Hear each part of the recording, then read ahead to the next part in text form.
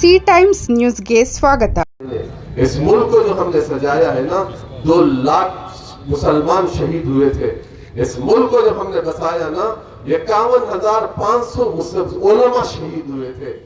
जाकर मैं आपके सामने अर्ज करना चाहता हूँ, जो हमारी तारीख आपके सामने मैं अर्ज करना चाह रहा हूँ कि ये इस मुल्क के लिए जो हमारे उलमा ने कुर्बानी दी है, जिस तरीके से हमारे उलमा ने इस मुल्क के लिए अपने जानों की कुर्बानियों का नजराना पेश किया है, उसकी मिसाल कोई दुनिया में नहीं दे सकता।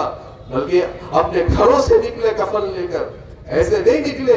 हमने चापलूसी नहीं की किसी के सामने अंग्रेजों के सामने सर नहीं झुकाया।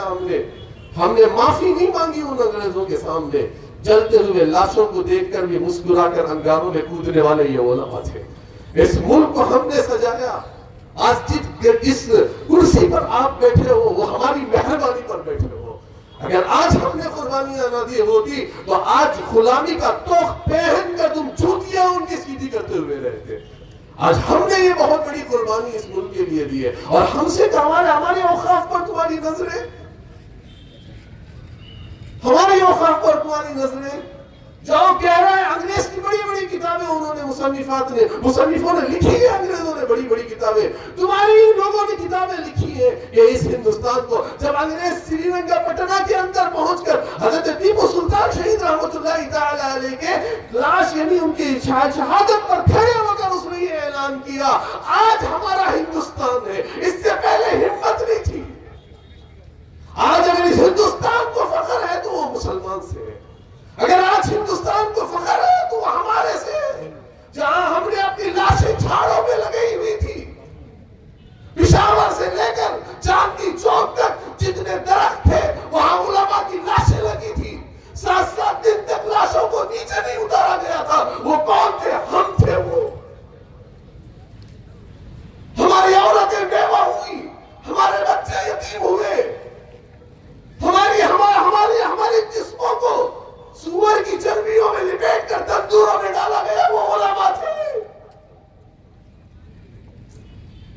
तोपों में रखकर हमारे जिस्मों को जो खेला उन्होंने, जैसे कागज भी करता है, ऐसा मुसलमानों के जिस्मों के टुकड़े उठे थे आसमानों में। तब इस कुर्बानी पर अल्लाह तबारक व तआला ने इस मुल्क को आजादी दी। और आज हमारा हक छीनने आप आए हो।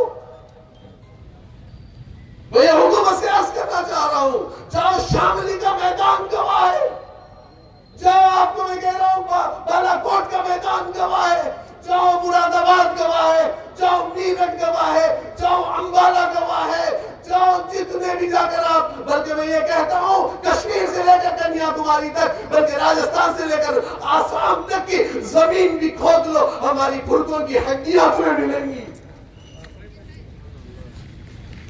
मैं आपको याद करना, हुकूमत को मैं ये कहना चाह रहा हूँ, बल्कि मैं ये समझाना ये चाह रहा हूँ कि आप हमें वो मुकाम दीजिए। कभी आप हमें खड़े होकर हमारे रिजर्वेशन पर यानी सवाल उठाते हो, हमें कमजोर दिखाते हो। अगर हम ना होते तो तुम गुलामी का तोफ पहन कर रहते।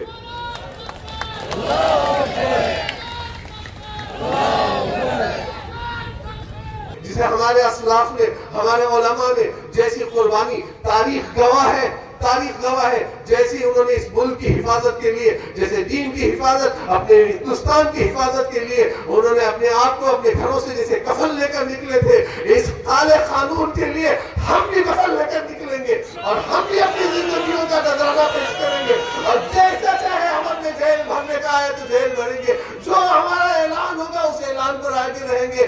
खामोश ना बैठे, वरना मुजरिम होंगे, मुजरिम